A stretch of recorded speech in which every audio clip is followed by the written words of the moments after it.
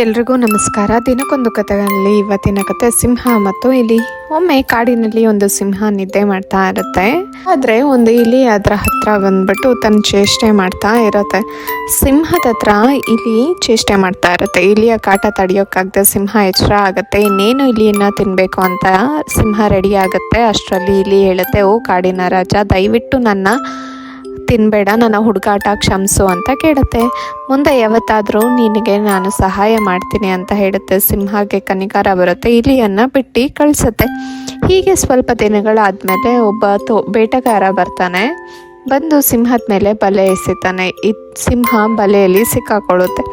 ಇದನ್ನು ಇಲಿ ದೂರದಿಂದ ನೋಡುತ್ತೆ. ತನ್ನ ಮಾತು ನೆನಪಾಗುತ್ತೆ. ಸಿಂಹನ ರಕ್ಷಿಸೋದಕ್ಕೆ ಅಂತ ಬರುತ್ತೆ. ಬಲೆಯನ್ನು ಕಡಿದು ಸಿಂಹವನ್ನು ರಕ್ಷಿಸುತ್ತೆ. ಸಿಂಹ ಇಲಿಗೆ ಧನ್ಯವಾದವನ್ನು ಹೇಳುತ್ತೆ.